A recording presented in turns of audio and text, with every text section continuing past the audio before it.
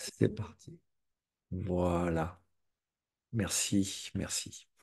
Donc, il en faut pour faire 5 kilos. Je ne sais pas si vous connaissez le contexte de cette histoire. C'est Fanny, enfin, c'est la fameuse trilogie de Marcel Pagnol, hein, Marius qui vient réclamer son enfant alors qu'il ne l'a pas connu. Et César, son père, qui aime son fils, rappelle à son fils que ben, c'est pas lui qui l'a élevé et que pour le faire grandir, il a fallu de l'amour. Et que cet amour, ben, ça se donne, ça se partage et il faut être présent quelque part. Donc, c'est juste pour dire que l'amour, c'est quelque chose d'impalpable, c'est quelque chose de tellement subtil, tellement,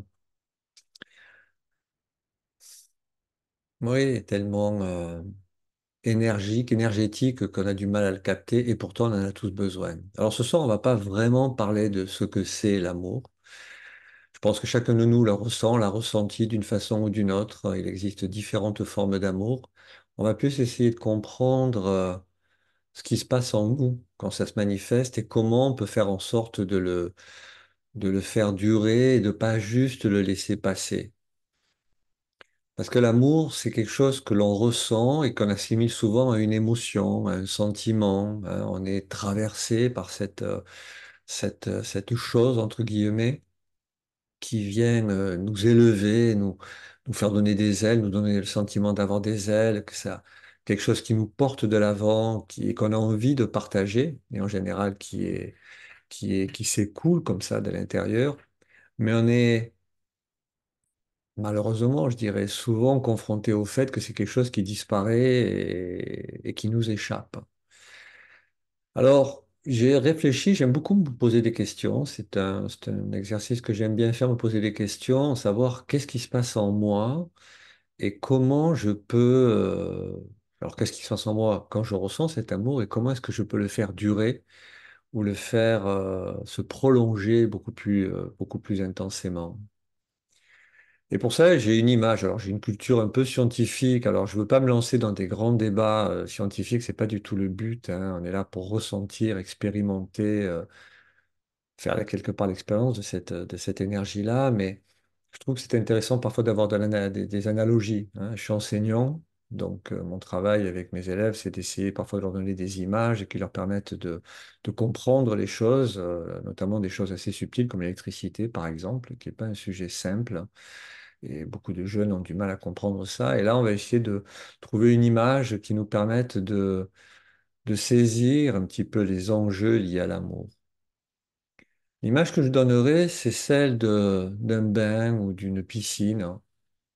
Chacun de nous vit quotidiennement dans un bain énergétique, un bain vibratoire, on peut lui donner le nom qu'on veut, qui est celui de notre quotidien, de nos interactions, de notre humeur du moment. Et on est constamment dans cette dynamique, à travers et très souvent, c'est relativement ordinaire, c'est alors plus ou moins agréable, plus ou moins stimulant, mais c'est notre bain quotidien.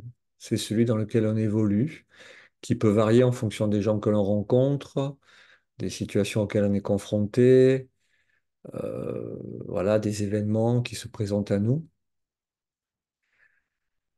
Et puis, ce bain quotidien, il a une certaine température. On a l'habitude d'y vivre, on a l'habitude de s'y retrouver et on s'y sent confortable, on s'y sent à l'aise.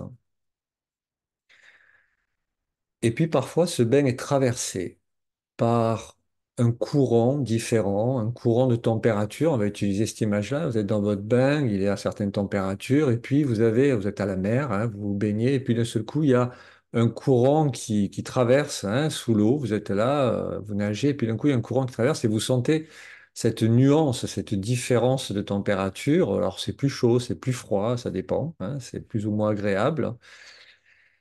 Eh bien, c'est un peu comme ça que je définirais, que je donne l'image que je donnerais pour ce qu'est l'amour. C'est-à-dire qu'à un moment donné, on est dans un bain et d'un seul coup, il y a un courant qui nous traverse, quelque chose qui nous enveloppe et qui passe et qui nous donne cette sensation un petit peu exaltante d'une nouveauté, de quelque chose qui arrive et qui est waouh, c'est nouveau, c'est enveloppant, c'est agréable et ça nous traverse, ça passe.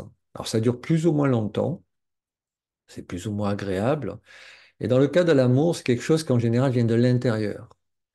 On voit une situation, on voit quelqu'un, on rencontre quelqu'un, on est confronté à une scène et puis on sent émerger en nous. Et c'est comme quelque chose qui nous traverse, comme si notre bain dans lequel nous baignons au quotidien, d'un seul coup prenait une couleur, une dimension, une intensité différente.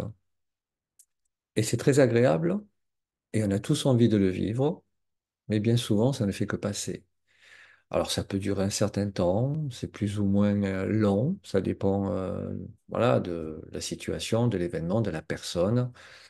Mais, ou alors, on s'habitue à ce bain-là et on finit par en perdre un petit peu la saveur, le goût. On finit par se lasser peut-être. Et souvent, c'est comme ça que les émotions fonctionnent.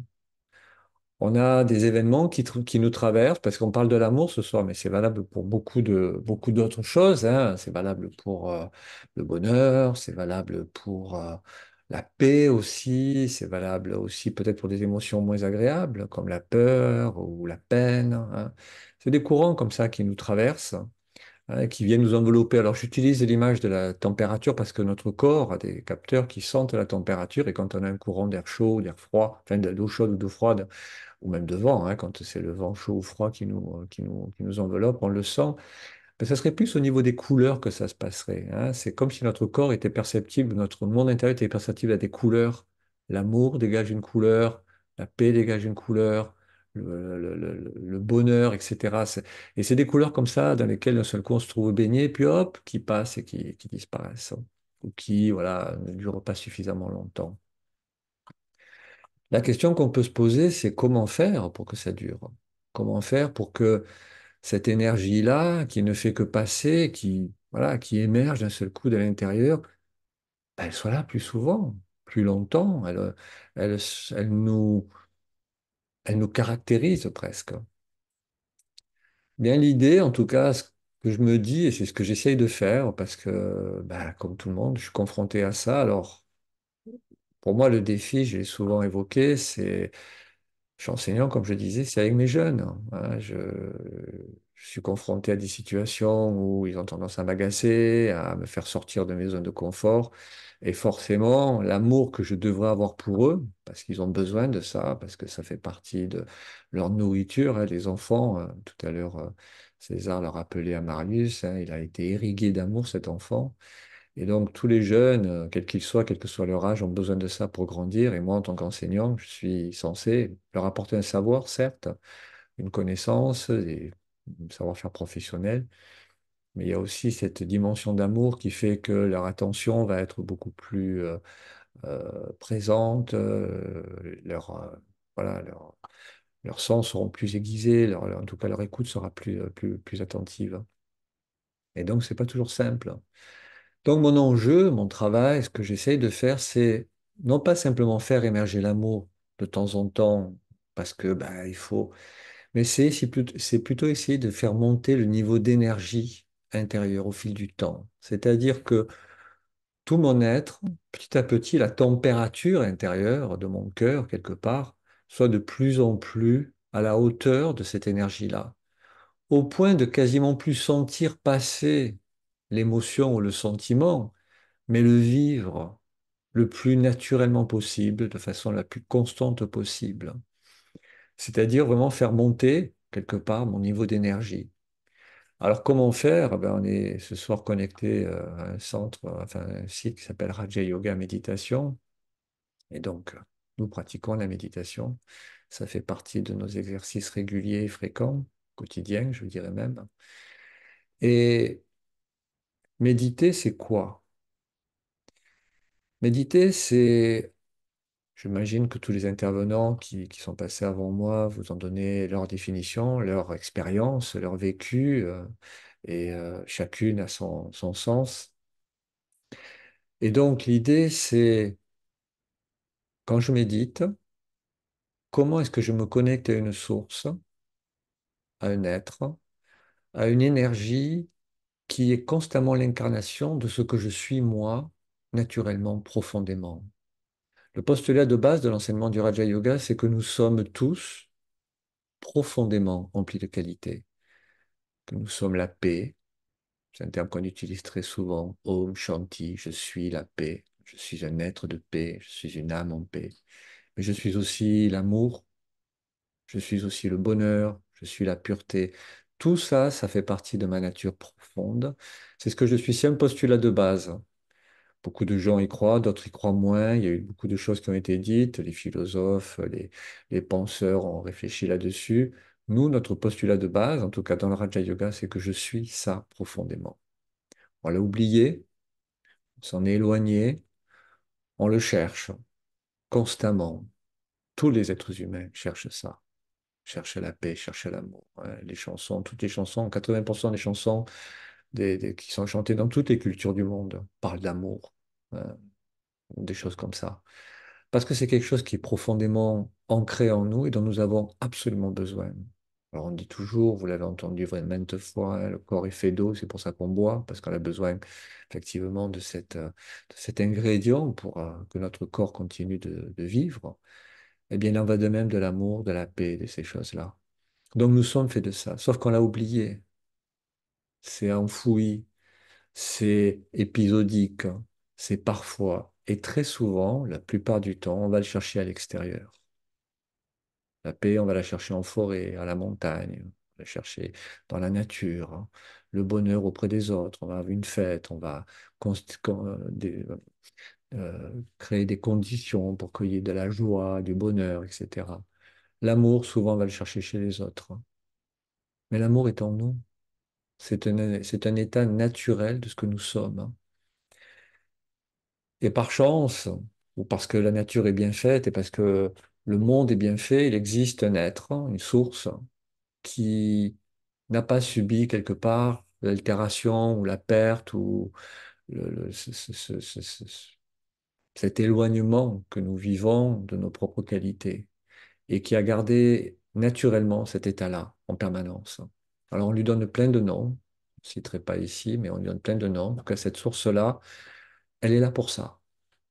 Elle est là pour nous rappeler qui nous sommes, nous rappeler que cette, euh, ces qualités-là font partie de nous. Et en se connectant à lui, et l'idée même de yoga, c'est se connecter à cet être-là, à cette source-là, pas simplement pour se faire plaisir et retrouver un peu de paix en se disant, ben voilà, non, c'est vraiment pour éveiller en nous le potentiel, les qualités qui sont déjà là et les faire vivre de plus en plus naturellement.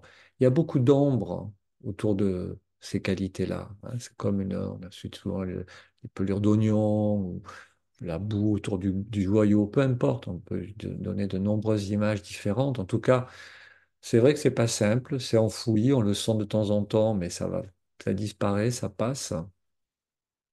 L'idée de cette source-là, c'est qu'elle va tellement nourrir, alimenter, renforcer, éveiller ce potentiel intérieur que petit à petit, toute l'ombre, toutes les pelures d'oignons qui se sont emmagasinées autour, petit à petit, voilà, tombent les unes après les autres. La clarté s'installe, la lumière s'installe, et elle vient de l'intérieur.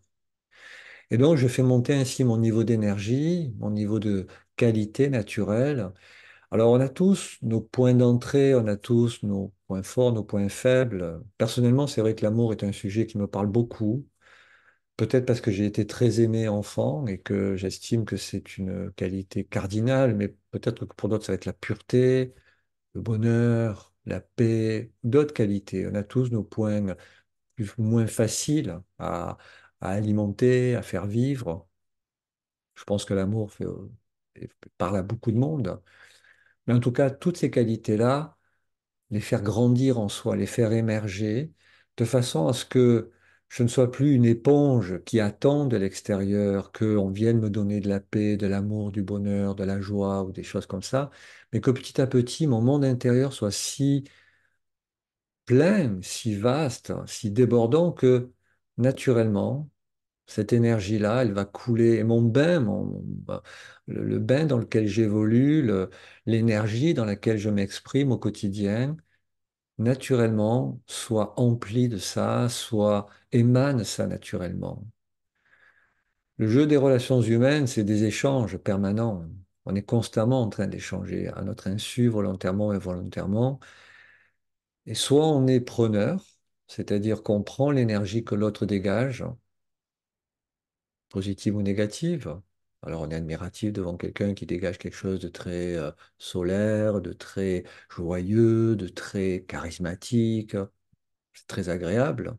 Et quand il disparaît, quand il n'est pas là, ben, qu'est-ce qu'on fait? On se sent vide, on se sent manquant. En tout cas, il y a quelque chose qui fait défaut. Soit soi-même, on a suffisamment d'énergie, on a suffisamment de plénitude intérieure quelque part, on s'est suffisamment rempli pour dégager soi-même quelque chose de l'ordre de l'amour, de la paix, du bonheur, du bien-être, de la sérénité, de la confiance peut-être, qui fait que on n'est plus dans une posture de preneur, entre guillemets, de celui qui va s'abreuver de ce que les autres dégagent, mais au contraire de celui qui va générer quelque chose. Et pas de négatif, bien évidemment, hein, parce qu'il y a des gens qui dégagent voilà, de l'agressivité, de la, de la, de la jalousie ou des sentiments comme ça qui sont peu avenants et qui malheureusement sont souvent très impactants. Mais ils sont impactants si intérieurement, quelque part, j'ai pas suffisamment de, ouais, de plénitude, je me suis pas suffisamment rempli pour dégager. Personnellement, je l'observe avec mes élèves. Eux sont dans leur mode de fonctionnement, ils sont dans leur énergie, celle de l'agitation bien souvent, un manque de confiance en eux, peut-être de souffrance ou de peine voilà, du quotidien qui viennent transposer dans le contexte de la classe avec tout leur comportement. Et j'observe bien. Si moi-même je me sens rempli, serein, confiant en moi, quelque part dans une énergie d'amour relativement forte, quelque part, je vais pas être perméable à leur agitation, à leur souffrance, dans le sens, je vais sentir ça. Mais le retour que je vais donner, c'est pas une réaction. Ce qui m'arrive, hein, je vous cache pas qu'il y a des moments, bah oui, c'est pas simple, hein, le niveau il monte, il descend, mais quand effectivement le niveau est bas, je suis perméable à leur agressivité ou à leur chamaillerie ou à leur comportement inapproprié en classe. Et de ma part, forcément, ce qui réagit, c'est quelque chose de négatif, c'est-à-dire c'est la part d'ombre, c'est la part blessée quelque part qui va ressurgir parce que j'ai pas fait monter suffisamment ce niveau d'énergie. Par contre, quand je le fais monter, c'est le jour et la nuit. Et même eux le sentent. Et même eux changent d'attitude. Parce qu'ils voient que moi, je réagis non pas par une forme voilà, de réciprocité à leur comportement, mais au contraire, avec bienveillance, j'accueille, je leur parle posément, je leur dis des choses réconfortantes. Et automatiquement, le niveau alors pas d'agressivité, parce qu'on ne va pas dire qu'ils sont vraiment agressifs, mais au niveau d'agitation, au niveau de fronde, etc., va forcément s'apaiser. Et c'est extrêmement plus confortable pour eux comme pour moi. Et ma responsabilité, parce que je ne peux pas leur demander à eux, hein, ils ne font pas de la méditation et ils n'ont pas forcément les outils et les ingrédients pour pouvoir faire ça. Mais ma responsabilité, c'est d'arriver à faire monter petit à petit ça. Et c'est mon travail au quotidien. C'est de m'emplir auprès de cette source. Alors quand je dis m'emplir, c'est un paradoxe. J'ai déjà tout en moi. Elle est juste là pour me faire prendre conscience, pour éveiller intérieurement tout ce qui est déjà présent. C'est difficile de définir ce qu'est le yoga. On parle de connexion, d'union. On pourrait faire des analogies avec l'électricité, avec une circulation d'énergie. C'est très difficile à expliquer. Mais est-ce que chacun de vous, chacune de vous, a déjà eu cette expérience assis, posé, vraiment dans le silence intérieur de cette présence invisible, de cette présence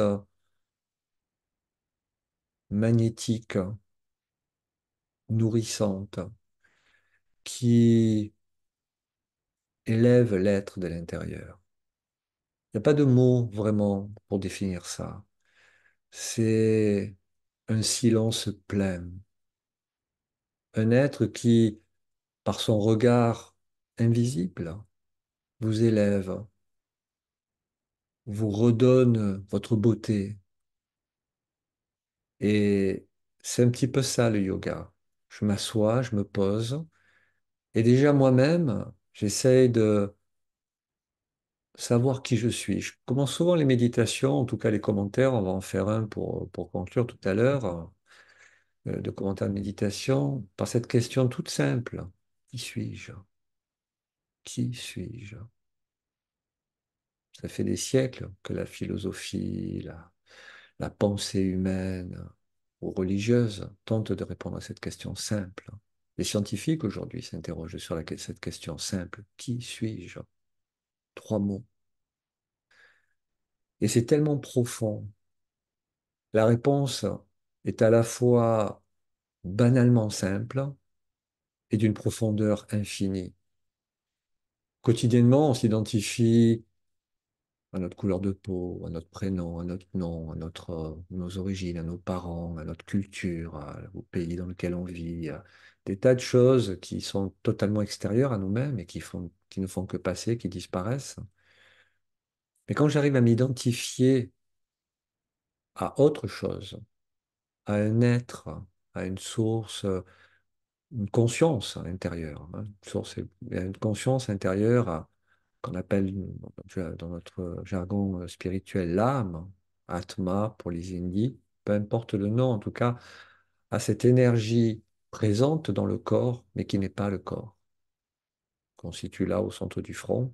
Mais quand j'arrive à vraiment ressentir que je suis ça, et que j'essaie, et que je fais cette démarche, me tourner vers cette source, cette énergie qui est probablement de la même nature que moi, s'éveille en moi toutes ces qualités, toutes ces potentialités, toute cette réalité spirituelle. Et là, effectivement, j'élève mon niveau de conscience, j'élève mon bain énergétique. Et alors, bien sûr, les moments méditatifs, plus ou moins intenses, parce qu'il y a des moments où ben, le corps prend le dessus, c'est moins simple, on n'arrive pas à se concentrer, on est pris par le quotidien. Mais régulièrement, si je pratique ça, si je me pose pour retrouver mon identité et me connecter à cette source-là, je vais faire monter petit à petit mon niveau énergétique. C'est du temps, c'est comme un sportif qui s'entraîne régulièrement pour ben, faire monter son niveau de performance, quel que soit le sport qu'il pratique, ou un musicien qui va pratiquer régulièrement ses gammes, qui va s'entraîner régulièrement pour devenir meilleur dans sa pratique musicale. Et il en va de même pour tous les artistes dans tous les domaines, le peintre, l'artisan qui façonne du bois ou tout autre matériau. Il doit travailler à perfectionner sa pratique. Et c'est ce qu'on fait quand on médite. On affûte, on- on fait grandir quelque part notre capacité à faire monter notre monde intérieur, notre niveau d'énergie intérieure. Et c'est un petit peu ça, la méditation. Et c'est, en tout cas pour ma part, comme ça que j'essaie petit à petit de faire grandir mon cœur. Hein, c'est une image que j'ai pas utilisée, mais c'est une image qui me parle beaucoup. Elle fait référence à une dame que peut-être certains d'entre vous ont connue, qui a été la directrice de notre école de Raja Yoga, qui est décédée en 2007, qui était une dame extraordinaire. On en a eu beaucoup, hein, des vieilles dames, comment elles s'appellent, des daddies, des dames qui pratiquent cet enseignement depuis très très très longtemps. Et cette dame-là, que j'ai connue quelques années, incarnait exactement ça. Elle avait un cœur d'une ampleur inégalable. Au niveau humain, c'était incroyable. Elle vous aimait avant même de vous connaître. Et j'ai toujours été très inspiré par cette personne-là, parce que je me dis, c'est ce genre d'être humain-là que je veux devenir. C'est pas simple, on a tous nos parts d'ombre, on a tous nos blessures, mais c'est tellement inspirant de vouloir élargir son cœur, qui fait que quand l'autre vient face à moi avec sa blessure, avec son agressivité, sa jalousie, peu importe l'état émotionnel dans lequel il se trouve, c'est-à-dire par quel courant il est traversé à ce moment-là, qui fait qu'il exprime quelque chose de négatif à mon égard, à notre égard, eh bien, je ne suis pas réactif. Je l'accueille. Je l'accueille dans sa fragilité, dans sa blessure, parce que mon cœur a suffisamment de place pour la blessure de l'autre. La tendance qu'on a souvent, c'est de se refermer. Hein. Le courant qu'il dégage, ben, on se le prend de plein fouet et pour éviter ça, ben, on se fait des murs, hein, on se protège comme on peut. Et on se dit, ben, il vaut mieux pas qu'il rentre. Alors on réagit par la froideur, par une pique de réactivité, par de l'agressivité soi-même. Bref, on se protège comme on peut, on se referme. Bref, il y a maintes façons de se protéger. Chacun a ses modalités. Cette personne-là, elle avait tellement d'amour dans son cœur, elle avait un cœur tellement large qu'elle accueillait l'autre. On disait souvent qu'elle avait un esprit, un cœur, bah, mélanger un peu les deux parce que c'est des images, hein. En tout cas une capacité d'accueil qui était comme l'océan. Et l'océan, il absorbe tout, même un paquebot gigantesque, il est capable de l'absorber, de le faire disparaître, hein. Ça fait pas de vague, hein. Et face à quelqu'un qui est effectivement mal dans sa peau, qui est réactif ou qui nous...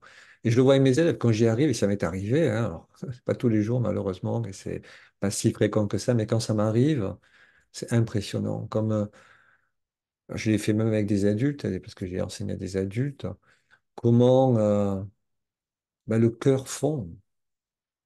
Parce que la colère de l'autre, l'agressivité de l'autre n'est rien d'autre que la manifestation de sa peine et de sa souffrance, de son incapacité à gérer une situation, un contexte. Et face à cette impuissance-là, souvent c'est la colère, l'agressivité qui va se manifester parce qu'on est prisonnier d'une situation, d'un événement, de quelque chose de douloureux et comme on ne sait pas comment s'en départir, on réagit par de l'agressivité. Voilà, quand c'est pas de la peine, bien sûr, mais parfois c'est de l'agressivité ou de la violence, hein.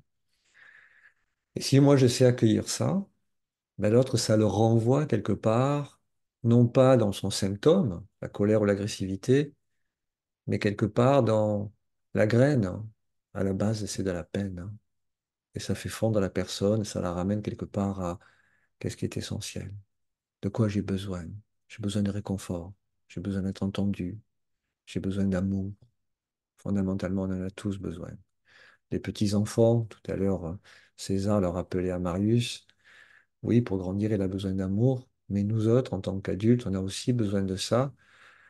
Comme le monde autour de nous ne baigne pas dans cette énergie-là, bah, effectivement, c'est à chacun de nous de faire monter un peu plus son niveau pour permettre à cette énergie-là de se propager. C'est comme un vase qui est plein et puis qui déborde, hein, comme une fontaine qui va dégager ça, qui en tout cas qui va diffuser ça, ou un diffuseur de parfum, quelle que soit l'image qu'on utilise.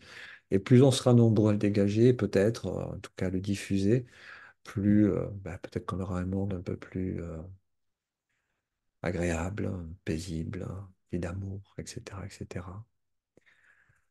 Voilà un petit peu les pensées qui me traversaient par rapport à ce sujet que je trouve tellement précieux. C'est un sujet qui me touche profondément, hein, l'amour. Alors, je ne sais pas si certaines ou certains d'entre vous ont des questions. Alors, des questions, je ne sais pas si je pourrais répondre. Je vais réactiver, voilà, pour que vous puissiez activer le son. Je pense que c'est faisable. Ou simplement des commentaires, des remarques, parce que c'est vrai que qui n'aime pas aimer? Qui n'a pas envie de vivre cette énergie d'amour? C'est vrai que, voilà, moi je sais personnellement, je fais tout pour. C'est quelque chose qui me nourrit, qui m'habite, de me dire comment je peux élargir mon cœur, faire qu'il y ait de plus en plus d'amour. Voilà, alors est-ce qu'il y a des questions ou des remarques? Sinon, je vais vous proposer un moment méditatif pour qu'on fasse monter ce niveau d'énergie en nous, en chacun de nous, pour on le vive, on le ressente. On en ait l'expérience parce que voilà, les images, c'est joli, hein, de l'eau, du bain. Alors c'est vrai qu'on pense que ça parle. Quand on est dans son bain, on va à la mer et qu'on voit un courant d'eau froide, ça glace un peu et un courant d'eau chaude, c'est un peu plus apaisant. Des remarques, des questions?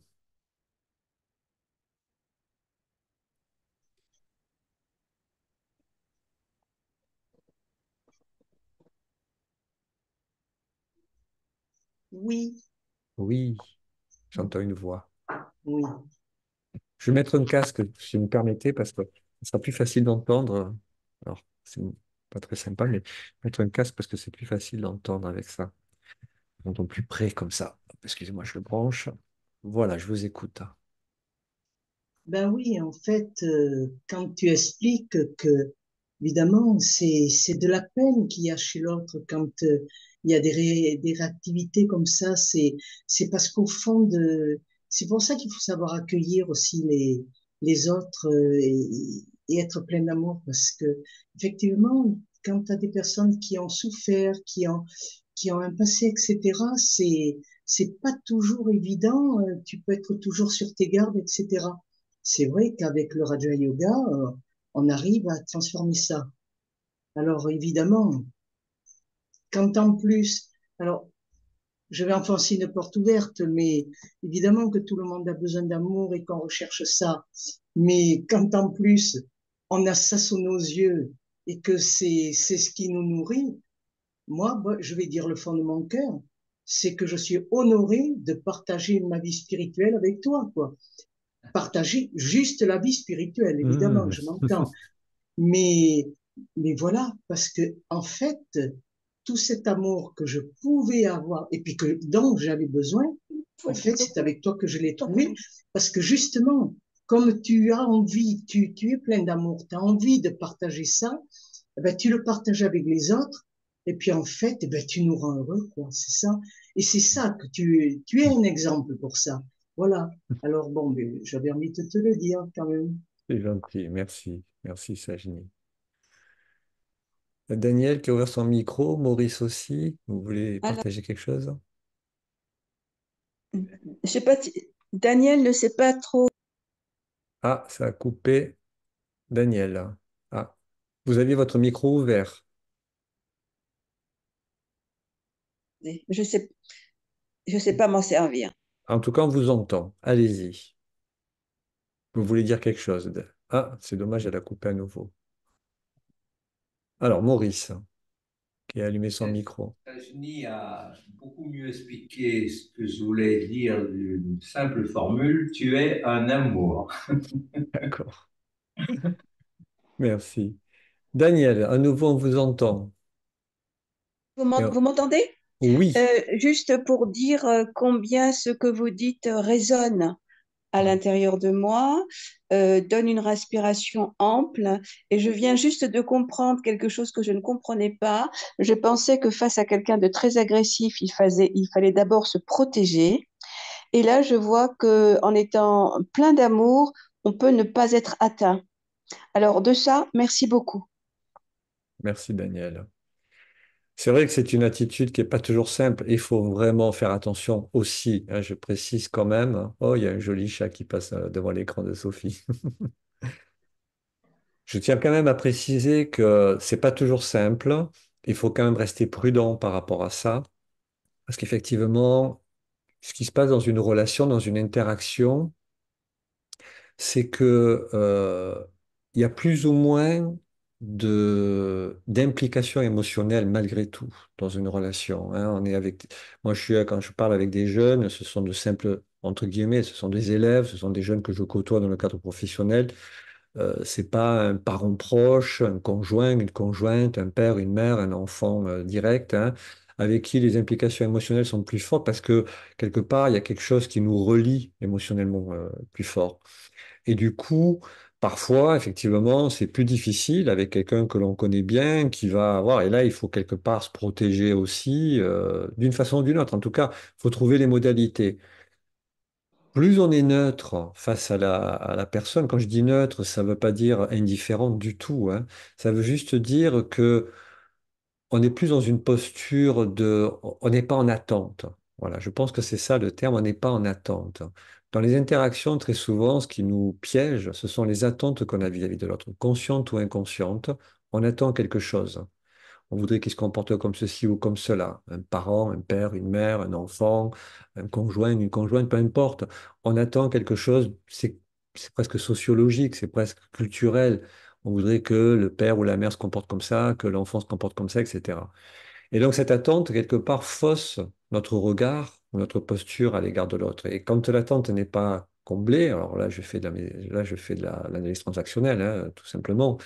Mais quand elle n'est pas comblée, en tout cas qu'on n'est pas au bon niveau d'interaction, effectivement, on n'est pas dans cette capacité à donner et il faut se protéger quelque part, il faut trouver des modalités.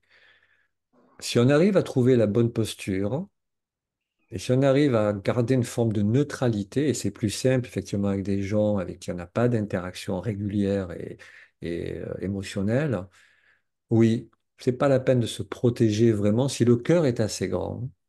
Et ça, il faut se connaître, il faut effectivement euh, peut-être avoir développé ça, travaillé intérieurement. Mais si le cœur est assez grand, on peut accueillir l'autre. Je peux vous dire, parce que je l'ai vécu, hein, c'est impressionnant.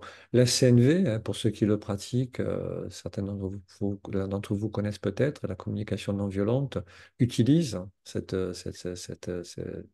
je dirais, ces outils-là, différemment, mais aussi. Et du coup, je suis à l'écoute de mon besoin, j'entends le besoin de l'autre, et ça fait fondre. Mais pour moi, ça part du cœur.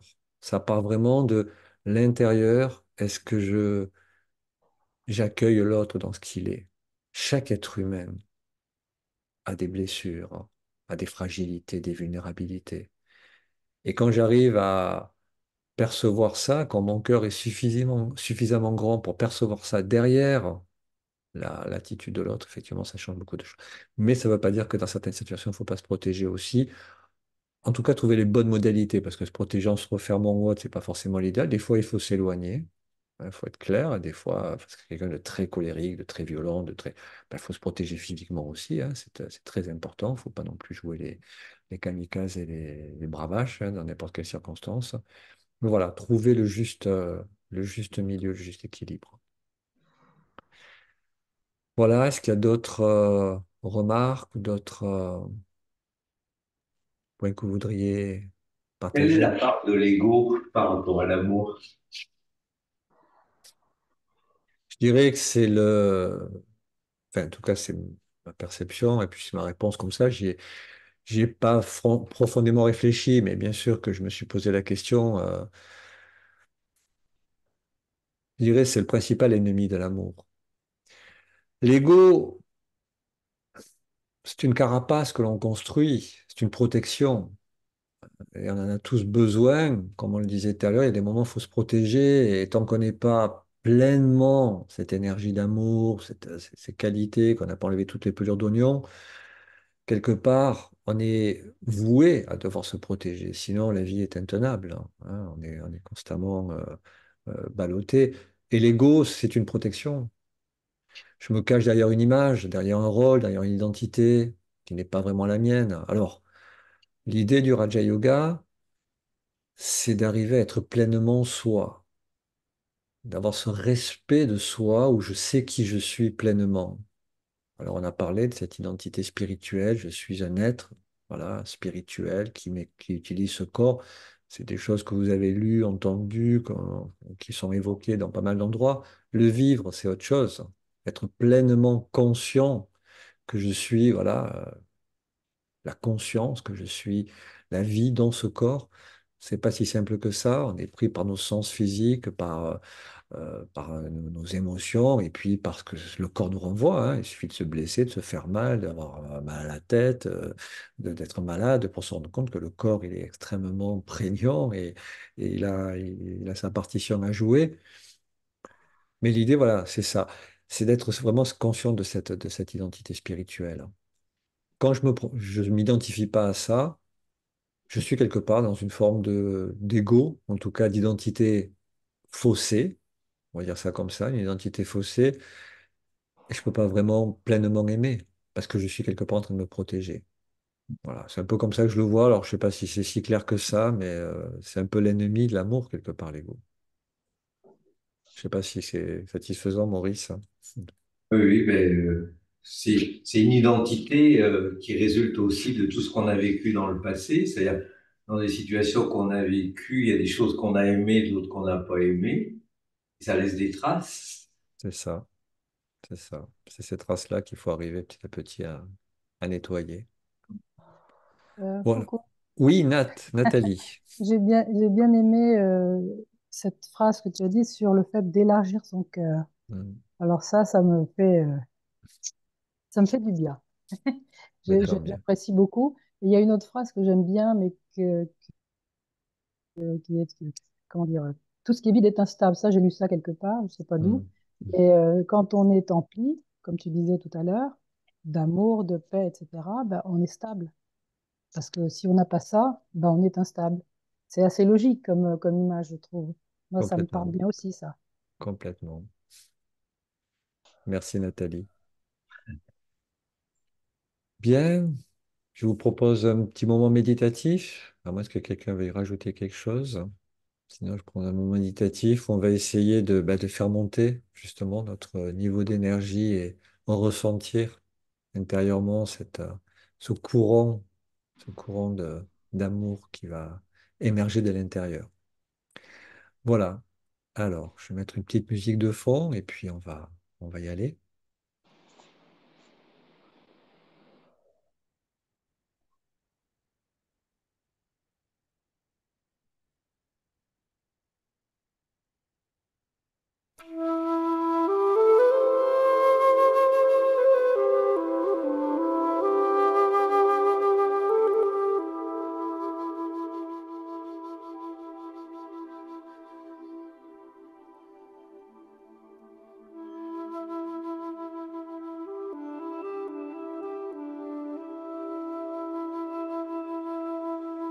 Posez confortablement,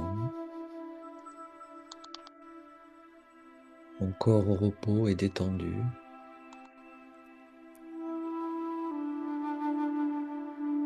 Je vais me poser cette question simple,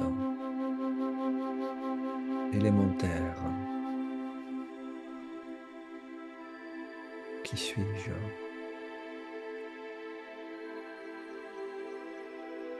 Qui suis-je profondément?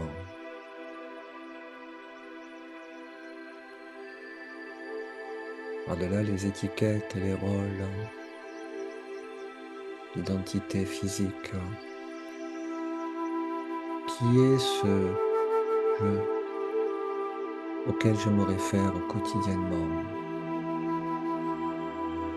auquel je m'identifie.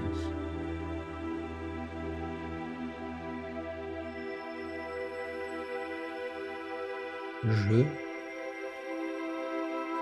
c'est l'être, la conscience, l'âme. Et j'essaie simplement de percevoir, de ressentir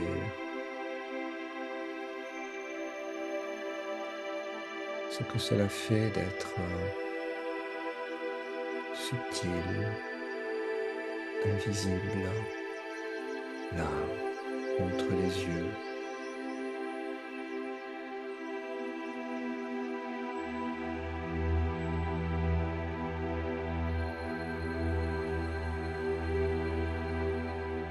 Et de sentir qu'en moi, il y a tout un potentiel, des richesses infinies,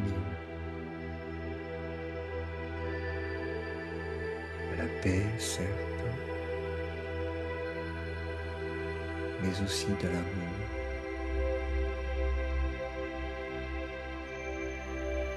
C'est mon état naturel d'aimer.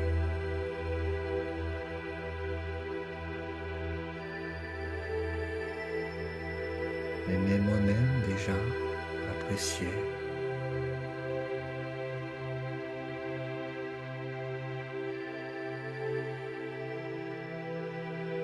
Mais aussi diffuser cette énergie.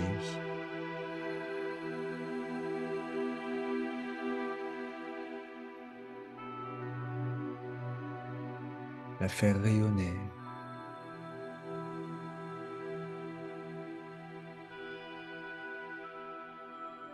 Ce que je vis dans mon cœur se diffuse naturellement comme un parfum.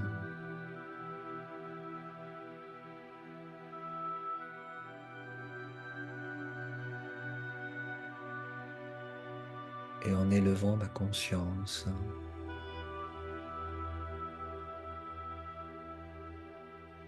en me reliant à une source d'amour infini.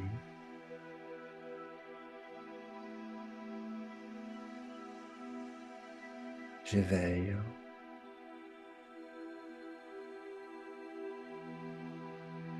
et je fais déborder mon cœur d'amour.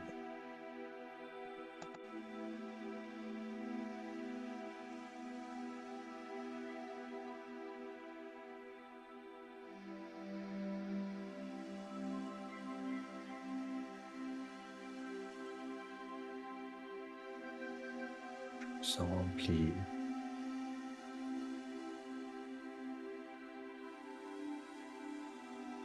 Je me sens débordant.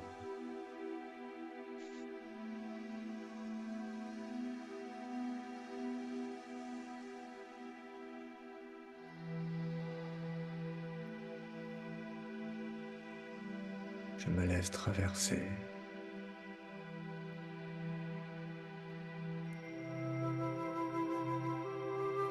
C'est comme si mon cœur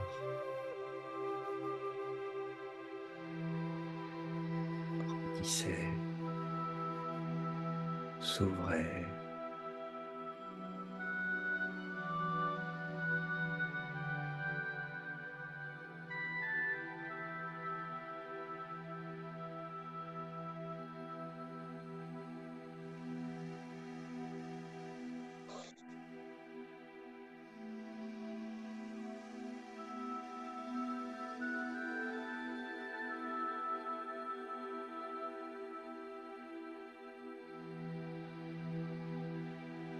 Je me laisse doucement porter par cette énergie,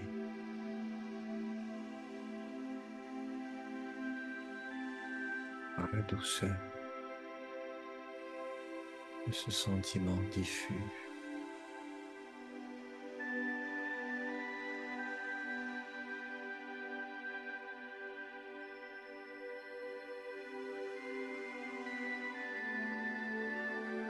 Je me laisse envoler comme un oiseau, comme un papillon, pour arroser le monde. Mes pensées,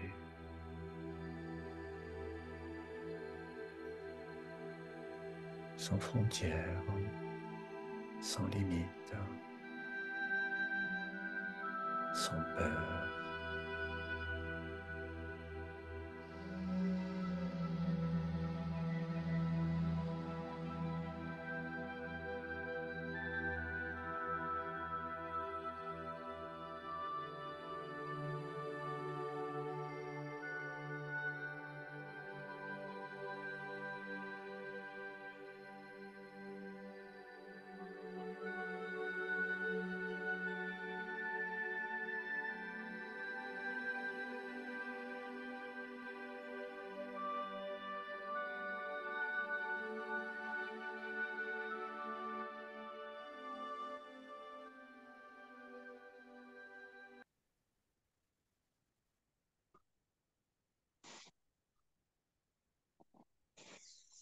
Voilà.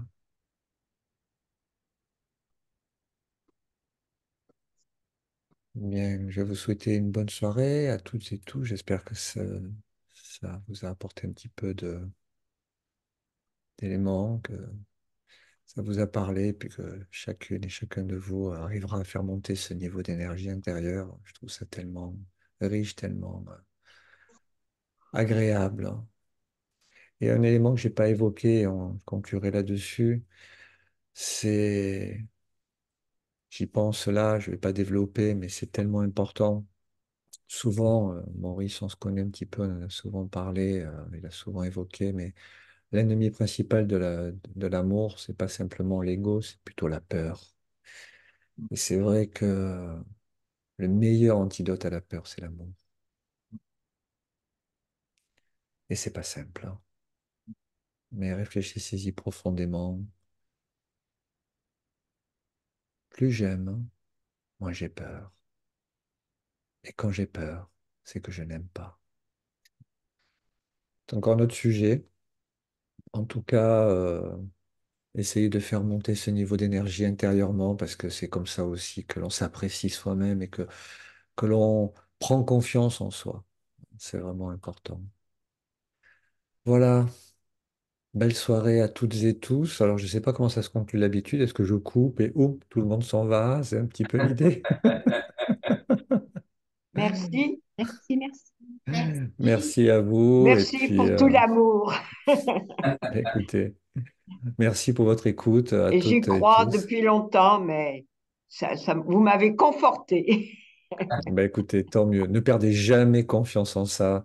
C'est vraiment, ça marche à tous les coups et c'est vraiment, vraiment efficace. Il y a pas mieux. Enfin, pour moi, en tout cas, c'est la clé. Ouais. Bonne soirée à toutes et tous. Tout le meilleur. Bonne Merci. continuation. Je connais pas les programmes à venir, mais vous avez tous accès au site et aux différentes, voilà, aux différents programmes. Vous recevez la newsletter sans doute. Mm. Tout le meilleur. Belle soirée. Pleine d'amour du fond du cœur, comme on dit. Voilà. Et c'est vraiment, Merci bien. vraiment, vraiment du fond du cœur. Merci. Merci. Au Au revoir. revoir. Merci, merci. All we need is love, tout à fait.